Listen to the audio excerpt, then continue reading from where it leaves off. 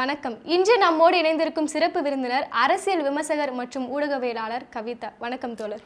வணக்கம் தோழர். தமிழக வெற்றி கழகம் ஆட்சியை பிடிச்சதுமே விஜய் அவர்கள் தமிழ்நாட்டிற்கான ஒரு முதலமைச்சர் கிடையாது, அவர் வருங்கால இந்திய பிரதமர் என்ற அளவுக்குள்ள இவங்க ப்ரொமோட் பண்ணாங்க.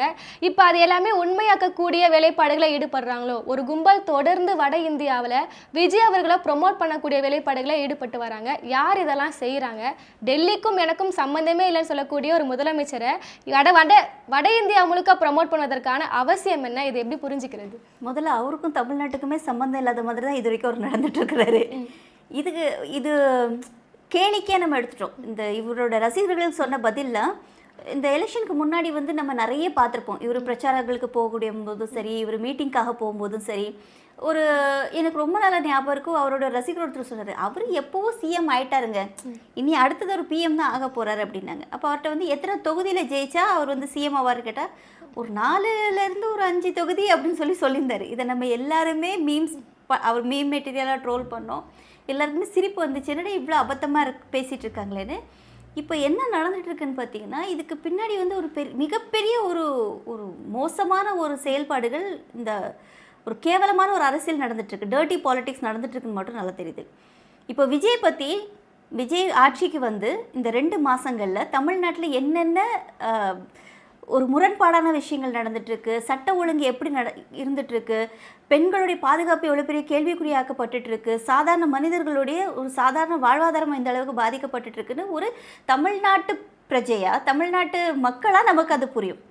ஆனால் இங்கே என்ன ஒரு வேலை நடந்துகிட்ருக்குன்னா, வட இந்தியாவில் ஒரு சில ஊடகங்கள் யாருன்னே தெரியாது, பட் அவங்க இப்போ என்ன மாதிரியான க்ரியேட் பண்ணுறாங்க அப்படின்னா, இவரை ஒரு தேவதூதன் ரேஞ்சுக்கு இப்போ விஜய் வந்திருக்கிறாரு, தளபதி விஜய் வந்திருக்கிறாரு, அவர் நல்லா சூப்பராக பண்ணுறாரு, அப்படி பண்ணிட்டாரு, இப்படி பண்ணிட்டாரு, அது பண்ணிட்டாரு, இதெல்லாம் எப்படா நடந்துச்சு அப்படின்ற மாதிரி இருக்கு. ஏன்னா இப்போ நம்மளாம் அந்த செய்திகள்லாம் பார்க்குறது கிடையாது.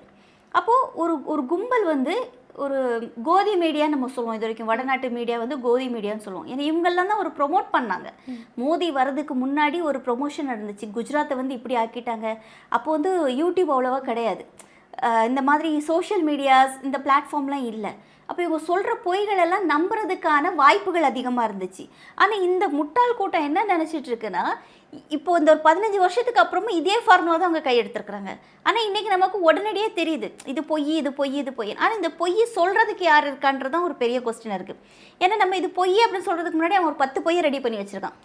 ஆதாரங்களை தேர்றதுக்கு முன்னாடி அடுத்தடுத்த பொய்யை ரிலீஸ் பண்ணிட்டு இருக்காங்க. இல்லைடா இது பொய் தான் சொல்லி நம்ம பேசிட்டு வரதுக்குள்ளால அங்கே ஒரு 10 பொய் வெளியே பரப்பிடுறாங்க. அப்போது இது ஒரு பிம்பத்தை உருவாக்கிட்டு இருக்காங்க, ஒரு பொய்யான பிம்பத்தை உருவாக்கிட்டு இருக்காங்க.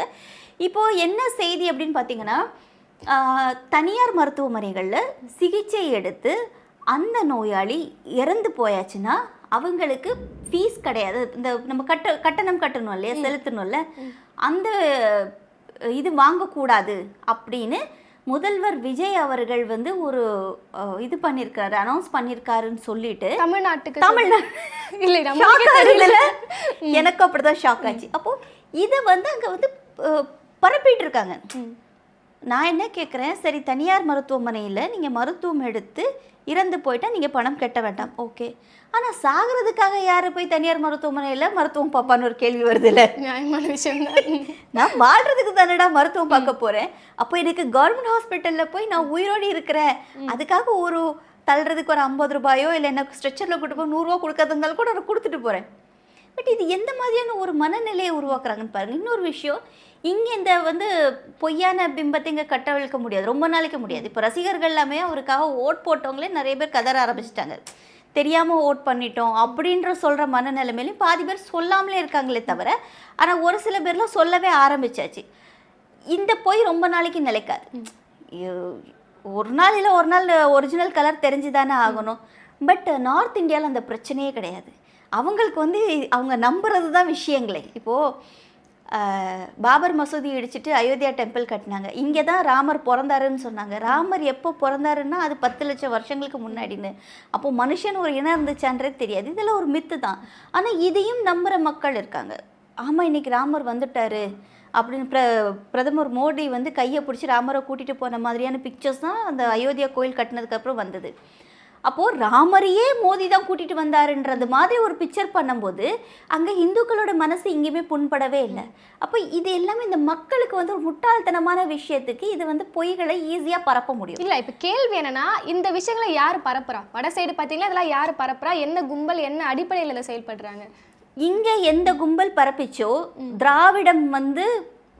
திராவிடம் வந்து நம்மளை அழிச்சிடுச்சு, திமுக ஊழல் சக்தி, திமுக ஒரு பெரிய ஊழல் பெருச்சாளிகள் அப்படின்னு சொல்லி யார் பரப்புனாங்களோ அவங்க தான் அதையும் பரப்பிட்டு இருக்காங்க. இதே மாஃபியா கும்பல், இதே மாஃபியா கும்பல் தான். ஏன்னா நீங்கள் இன்னைக்கு வரைக்கும் திமுக ஊழல் சக்தின்னு சொல்கிறீங்க, ஆனால் ஒரு கேஸ் கூட உங்களால் நிரூபிக்க முடியலையே. 2Gன்றது எல்லாருமே அப்போல்லாம் நீங்கள் வந்து குழந்தையா இருந்திருக்கலாம் இல்லையா? 2013-14 2G 1,70,70,000 கோடி ஊழல் பண்ணாங்க அப்படின்னு சொல்லும்போது அப்பா அவ்வளோ பெரிய நம்பரானு எல்லாம் போட்டு கூட பார்த்தாங்க, இல்லை எத்தனை ஜீரோ வரும்னு கூட தெரியாது. ஆனால் தீஹார் ஜெயிலில் பிடிச்சி போட்டு ராசா அவர்களையும் கனிமொழி மேடம் அவங்களும் ஜெயிலுக்கு போயிட்டு வந்தாங்க. ஆனால் அந்த குற்றம் நிரூபிக்கப்படவே இல்லை. சுப்ரீம் கோர்ட்டே அதை நிராகரிச்சிடுச்சு. இது வந்து குற்றம் இல்லை, இவங்க வந்து தவறான ஒரு இன்ஃபர்மேஷன் கொடுத்துருக்காங்க, இல்லை வாட் எவர் இட் இஸ், அது வெளியே வந்துட்டாங்கன்னு வைப்போம். தான் நிரபராதி, திமுக நிரபராதின்னு வெளியே வந்தாச்சு. அப்போ இவங்க பேசுகிற பொய்கள் எல்லாமே ஏதோ ஒரு கும்பல் வந்து வாய் வழியாக பரப்பிட்டே இருக்கிறது. இந்த கும்பல் தான் இதையும் பரப்பிட்டு இருக்கு. இப்போ தமிழ்நாட்டில் ரூ ஜெகதீஷ் தான் இந்த வேலையெல்லாம் பார்க்குறாரு. இப்போ அவருக்கு இதில் நேரடி தொடர்பு இருக்குன்றீங்களா, இல்லை இது எப்படி பார்க்குறீங்க? இப்போ அவர் தான் பிஜேபி ஆஃபர் எடுத்து கொடுக்குறாங்களா வட இந்தியா முழுவதும்? TVK is equal to BJP. பிஜேபியோட இன்னொரு விங் தான் டிவிகே. ஏன்னா பிஜேபியெல்லாம் நேரடியாக எக்காரணத்தை கொண்டு தமிழ்நாட்டுக்குள்ளே வர முடியாது. அது பிஜேபிக்குமே நல்லாவே தெரியும். இன்னைக்கு இவ்வளோ விஷயங்கள் நடக்கும்போது பிஜேபி அமைதி காத்துட்டு இருக்கு அப்படின்னா என்ன விஷயன்றது நமக்கு தெரியாமல் இல்லை. இப்போ திருமாவளவன் அவர்கள் முதலே சொன்னார், பிஜேபியோட கை குழந்தை தான் கள்ள குழந்தை தான் டிவிக்கே, தத்து பிள்ளை தான் டிவிக்கே அப்படின்னாரு. ஓகே, இப்போ அந்த தத்து பிள்ளைகிட்ட ஒரு பொண்ணுன்னு அவர் சொல்லி இல்லை டிவிக்கே அப்படி இல்லை அப்படின்றாரு. நாங்கள் என்ன சொல்கிறோம், எங்களுக்கு இன்ன வரைக்கும் ஆணித்தரமான ஒரு நம்பிக்கையோ இல்லை அது வந்து ஒரு சந்தேகமோ இருந்துகிட்டே இருக்கு. எங்களுக்கு ஒரு சந்தேகம் இருந்துகிட்டே இருக்கு. பிஜேபி எதனால் இன்னைக்கு இங்கே இருக்கக்கூடிய பிஜேபி தலைவர்கள் யாருமே வந்து விஜய்க்கு எதிர்த்து ஒரு வார்த்தை ஒரு குரல் யாருமே எழுப்பவே இல்லை. சமீபத்தில் நிர்மலா சீதாராமன் கூட பாராட்டு தெரிவிச்சிருந்தாங்க. நிர்மலா சீதாராமன் அவங்க சொல்லியிருந்தாங்க, நாங்கள் வந்து ஸ்டாலினுக்கு நாங்கள் கொடுக்க மாட்டோம். அது இவங்க பரப்புனதான், டிவிக்கு ஐடிவிங் பரப்புனதான். ஸ்டாலினுக்கு கேட்டால் நாங்கள் பணம் கொடுக்க மாட்டோம், விஜய் கேட்டாலும் நாங்கள் எவ்வளோ நாள் கொடுப்போம், யார் பணத்தை யாருக்கு கொடுக்குறதுன்றது ஒரு கேள்வி இருக்குல்ல. அப்போ இவங்க வந்து ஒரு அரசியல் படுத்தாத ஒரு கூட்டத்தினால தான் இன்றைக்கி வந்து ஒட்டுமொத்த தமிழ்நாடு மட்டும் இல்லை இந்தியாவுமே இன்றைக்கி வந்து ஒரு பின்தங்கிய நிலையில் இருக்குது. அப்படின்னா இந்த அரசியல் படுத்தாத கூட்டத்தினால. அப்போ இவங்களுக்கு அந்த பல்ஸ் நல்லாவே தெரிஞ்சிருக்கு.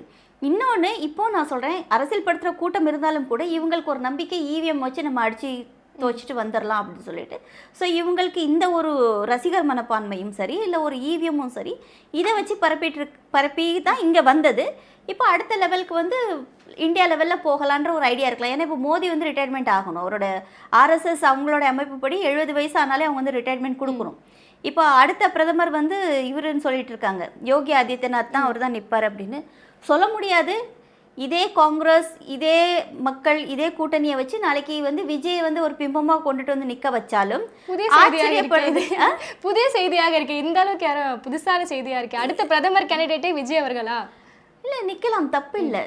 காங்கிரஸ் அதுக்கும் உடன்படிக்கைக்கு ஒத்துக்குவாங்க அவங்க. ஏன்னா இங்கே யாருக்குமே வந்து மக்களுடைய நலமோ இல்லை வந்து நாட்டுடைய நலமோ அப்படிலாம் தேவையில்லை. அவங்களுக்கு சீட் கிடைக்கிதுன்னா நாடு வந்து முன்னேறிடுச்சு நம்ம நினச்சிட்டு போயிடலாம், அவ்வளோதான். இங்கே அரசியல்வாதிகளுக்கு பிரச்சனையே அதுதான். தனக்கு ஒரு இடம் கிடைக்கிது, இல்லை தனக்கு ஒரு மினிஸ்ட்ரி பதவி கிடைக்கிது அப்படின்னா மக்களும் அது என்ன சொல்லுவாங்க, நாடும் நாட்டு மக்களும் நாசமாய் போகட்டும் அப்படின்ற மனநிலைமைக்கு இவங்க தள்ளப்பட்டுருவாங்க. அப்படி ஒரு பிம்பத்தை நம்ப வச்சுருவாங்க, நம்ப ஆரம்பிச்சிடுவாங்க. அதே நம்ப வைக்கிறதுக்கு முயற்சியும் பண்ணுவாங்க. அதை நம்மளும் நம்பணும். ஆமாம் சொல்கிறது வரைக்கும் இவங்க விட போகிறது கிடையாது. அப்போது இன்றைக்கி வந்து விஜயை வந்து இந்த அளவுக்கு ஒரு பெரிய பிம்பமாக கொண்டுட்டு வந்ததாக இருக்கட்டும், இல்லை இன்றைக்கி நம்ம தமிழ்நாட்டிலையுமே பல கட்சிகள் நாங்கள் வந்து அவருக்கு சப்போர்ட் பண்ணுறோம், ஏன்னா கவர்னர் ஆட்சி வந்துடக்கூடாது இல்லையா, அந்த செய்தி நம்ம எல்லாருமே பார்த்தோம், தினம் பார்த்தோம். கவர்னர் ஆட்சி வந்துடக்கூடாதுன்றதுனால நாங்கள் விஜய்க்கு சப்போர்ட் பண்ணுறோம், வெளியே இருந்து தான் சப்போர்ட் பண்ணுவோம், நாங்கள் வந்து திமுக கூட்டணி தான், ஆனால் நாங்கள் வெளியே இருந்து ஆதரவு தெரிவிக்கிறோம், நாங்கள் திமுக கூட்டணி தலைவர்கிட்ட நாங்கள் பேசிட்டோன்னு போனவங்க. இவங்களுக்கு ஒரு பதவி கிடச்ச உடனே இவங்க டெய்லி ஒவ்வொரு நாளைக்கு என்னென்ன ஸ்டேட்மெண்ட் கொடுத்துட்ருக்காங்க நம்ம பார்த்துட்ருக்கோம். அப்போ இவங்களுக்கு ப்ரொடெக்ஷன், இவர் விஜய் வந்து பாதுகாக்கிறதுக்கு அறநாட்டே இந்த தமிழ்நாட்டில் இருக்கக்கூடிய கூட்டணி கட்சிகள் எல்லாருமே நிற்கிறாங்க. அப்போ என்ன சொல்லிட்டாங்கன்னா, இப்போ சமீபத்தில் ஒரு 10 நாளைக்கு முன்னாடி வந்த விஷயம், இந்திய கூட்டணி அதில் வந்து விஜய் அவர்கள் தாவேகா கட்சி வந்து இணையும் கண்டிப்பா இல்ல இணையும். அவர் அதுக்கு உடன்படுற மாதிரி இல்லையா? சமீபத்துல இந்தியா கூட்டணி கூட்டம்லாம் நடைபெறும் போது அவருக்கு அப்படின்னா அழைப்பு பிஜேபிக்கு ஒரு பதில் விடுக்கப்பட்டிருந்தது. சொல்லணும் இல்லையா? ம். அதனால பம்மிட்டு இருக்காங்க. இதெல்லாம் இந்த ட்ராமாலாம் எவ்வளோ நாள் பார்த்தீங்கன்னா ரொம்ப தூரம்ல இல்லை. 2029ல் பாராளுமன்ற தேர்தலுக்கு அன்னைக்கு அந்த டைம்ல தாவேகாவோட முழு சாயமும் வெளுக்கும், முழு சாயமும் வெளுக்கும். எதன் அடிப்படையில சொல்றீங்க? நிச்சயம் இப்போ வந்து பாராளுமன்ற தேர்தல் வரும்போது பிஜேபி சும்மா இருக்காது. பிஜேபியோட அஜெண்டாவே வந்து மெயின் இடத்த கைப்பற்றணும் தான். தமிழ்நாட்டில் நிச்சயமே இவங்க பாச்சா பழிக்காது. அப்போ பிஜேபி எதிர்க்கிற மாதிரி எதிர்த்து, பெரியார் இல்லாமல் இங்கே அரசியல் கிடையாது. பெரியார் இல்லாமல், அண்ணா இல்லாமல் தமிழ்நாட்டு அரசியல் கிடையாது. நீங்கள் பெரியாரை எதிர்த்துட்டு ஒரு ஆள் இங்கே வந்து அரசியல் பண்ண முடியாது. நாம் தமிழர் கட்சி சீமான் அவர்களே இத்தனை வருஷம் அரசியல் கொண்டுட்டு வந்தாருன்னா அவர் மேலே ஒரு தமிழ் தேசியம்ன்ற ஒரு உணர்வும் சரி, இல்லை ஈழத் தமிழர்கள் பாதிக்கப்பட்ட அந்த ஒரு உணர்வு கொண்டும் சரி, இல்லை அவர் பேசின அரசியல் எங்கோ நமக்கான அரசியல் மட்டும்தான் அவர் பேசிகிட்டு இருக்காரு நம்மன ஒரு கூட்டமும் அவர்கிட்ட இருந்துச்சு. 8% வரைக்கும் வந்தது. அவர் என்னைக்கு பெரியாரை தொட்டாரோ அன்னைக்கு அவர்கிட்ட இருக்கக்கூடிய நிறைய நபர்கள்லாம் வெளியே போனாங்க. பெரியார் இந்த அளவுக்கு பேசினதுக்கு அப்புறம் எங்களால் அதை ஏற்றுக்க முடியாது அப்படின்னு சொல்லிட்டு. இது எல்லாமே வந்து போட்டு பார்க்கறது தான். இப்போ சீமான் அவர்கள் வந்து பேசின அவர் வந்தது யாரை வச்சு? பெரியாரை வச்சு தான் வந்தார். பெரியார் மேடையை தான் அவர் யூஸ் பண்ணிக்கிட்டாரு. அப்புறம் பெரியாரையே எதிர்த்து பேசினார். அவரும் கிட்டத்தட்ட எல்லாம் அவரும் ஒரு அரசியல் வியாபாரி தான், அதில் மாற்று கருத்தே கிடையாது. அப்போது இதை வந்து போட்டு பார்க்குறது. பி டீமை வச்சு ஒரு கேம் விளையாடுவோம். ஓகே, இந்த டீம் இது தோற்று போயிடுச்சா, சரி இப்போ இது கம்ப்ளீட் அவுட் ஆகிடுச்சு, ஓகே அப்போ ஒரு புது பிளேயரை என்ட்ரி பண்ணுவோம் இல்லையா? என்ட்ரி ஒரு பேட்மேன் வந்து தோத்து போயிட்டாருன்னா அடுத்த பேட்மேன்ஸை கொண்டுட்டு வரணும்ல. அடுத்த பேட்மேன் தான் இப்போ விஜய் நிற்கிறாப்புல. கொள்கை எல்லாமே ஒண்ணுதான், திராவிடத்தை ஒழிக்கணும். கொள்கை பேர் கட்சி பேர் இப்போ மட்டும். பெரியாரை பத்தின விமர்சனங்கள் வர்றதுக்கும் அண்ணாவை பத்தின விமர்சனங்கள் வர்றதுக்கும் விஜய் இது வரைக்கும் ஏதாச்சும் பதில் பேசியிருக்காரா? எந்த கூட்டத்திலேயாவது கொள்கை தலைவர்களை பத்தி, பெரியாரை பத்தி பெருமையா ஒரு 10 நிமிஷம் அவர் பேசியிருப்பாரா? இந்த தமிழ்நாட்டு அரசியலை பத்தி ஒரு 10 நிமிஷம் அவர் பேசியிருப்பாரா?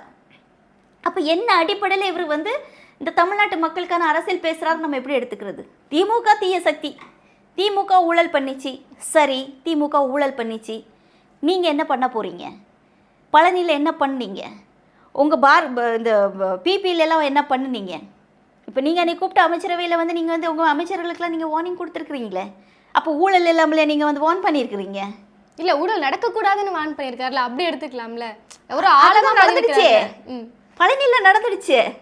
ஒரு நாளைக்காக ஒரு சார் பதிவாளரை கொண்டுட்டு வந்து அந்த ஒரு நாள் லீவில் அவரை வெளியே அமுச்சு விட்டு அது வரைக்கும் ஒரு 90% வேலையை முடிச்சுட்டு அவர் வந்து அன்னைக்கு ரெஜிஸ்ட்ரேஷன் பண்ணிக்கிட்டு இவ்வளோ வேலைகள் நீங்கள் பண்ணியிருக்கீங்களே, இது ஊழல் இல்லாமல் எதில் வரும்?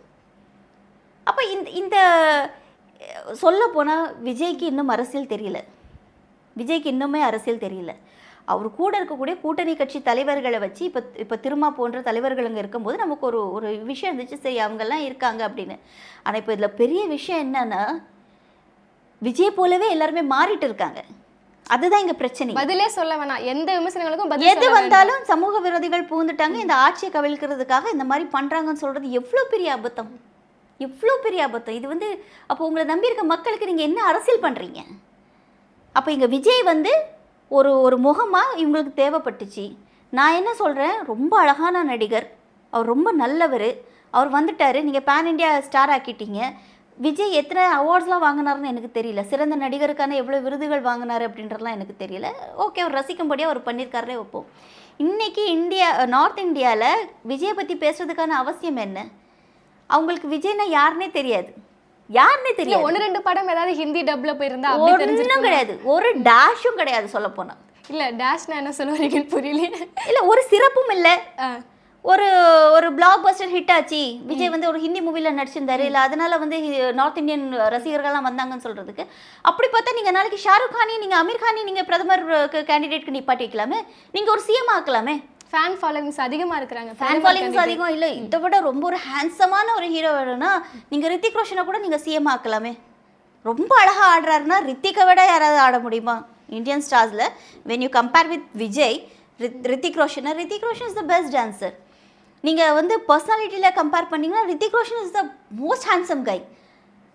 அப்போது நீங்கள் அவங்கள நீங்கள் ஆக்கலாமா? அழகும் நல்லா ஆட தெரிஞ்சால் நீங்கள் வந்து ஒருத்தரை சிஎம் ஆக்குவீங்க, இல்லை ஒருத்தரை வந்து நீங்கள் ப்ரொமோட் பண்ணுவீங்க அப்படின்னா அப்போ அதை மட்டும் எங்கள் தலையில் ஏண்டா கட்டுறீங்கன்றதான் கேள்வி. இல்லை, இப்போ விஜய் அவர்களாக ப்ரொமோட் பண்ணக்கூடிய விஷயங்கள் எல்லாமே பிஜேபியோட அனுமதியோட தான் நடக்குது. அது இன்னொரு 100% ஆணித்தரமாக சொல்லுவோம். 100%.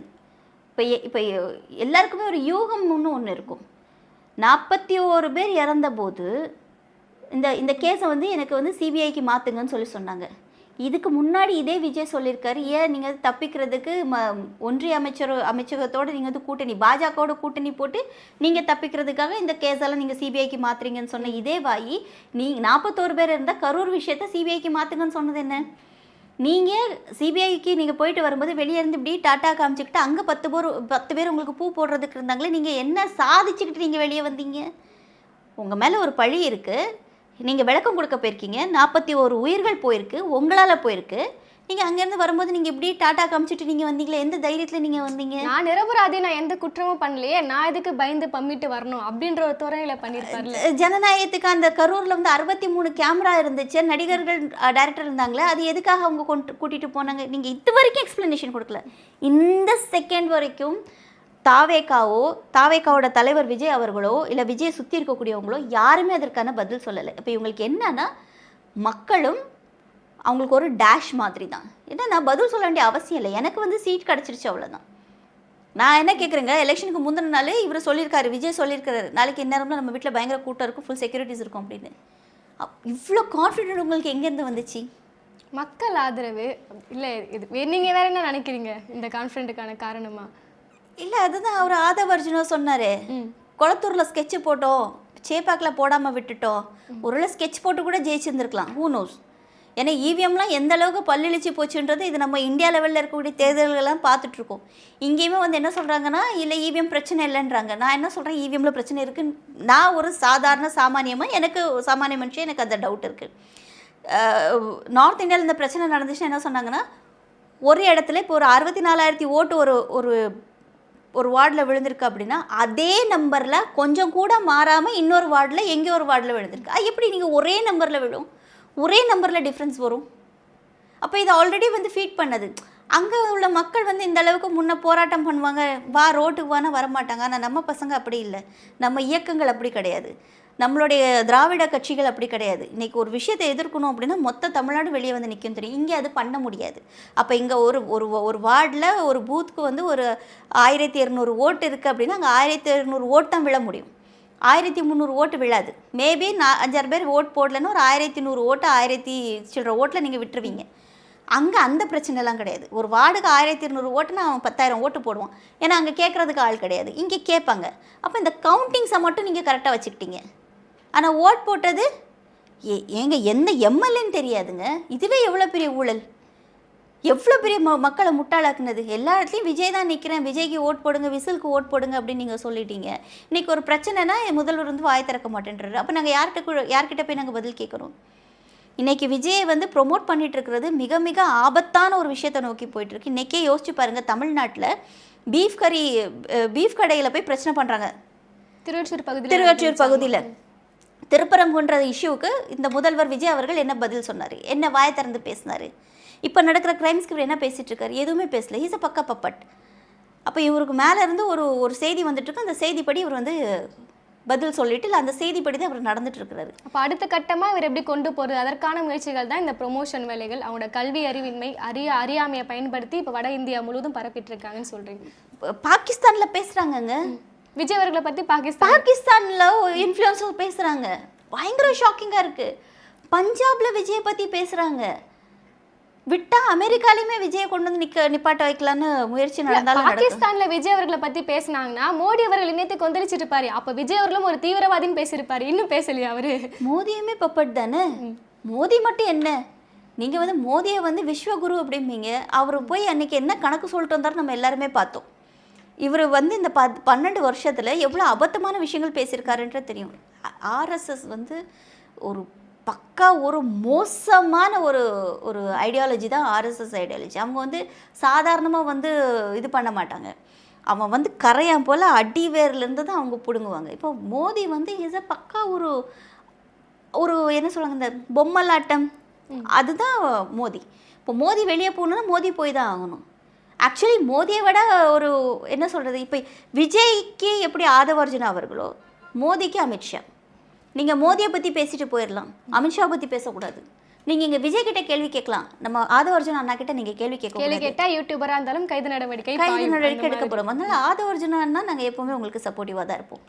ஆதவ அர்ஜுனா அண்ணாவை பற்றி மட்டும் பேசக்கூடாது. விஜய் அண்ணனை பற்றி பேசிக்கலாம், விஜய் அண்ணன்ட்ட கேள்வி கேட்கலாம். ஆனால் அதுக்குமே ஆதவ அர்ஜுனா அண்ணா வந்து பதில் சொல்லுவார். இப்போ இன்றைக்கி ஒரு ரிப்போர்ட் வந்து கேட்குறாரு, இந்த மக்கள் இது மெடிக்கல் இதுலேருந்து நீங்கள் வந்து டொனேஷன் கேட்டிருக்கீங்களே, இது எப்படி அப்படின்னு. இல்லை இதுக்கெலாம் நான் பதில் சொல்லலை, இந்த கேள்விகள்லாம் வேண்டாம், அரசியல் வேண்டான்னா, இல்லை அரசு சம்மந்தப்பட்ட இது வேண்டாம். அரசு என்ன, அரசியல் என்ன, புரியல. நீங்கள் தானே அரசாக இருக்கீங்க, இப்போ கவர்மெண்ட்டே நீங்கள் தானே.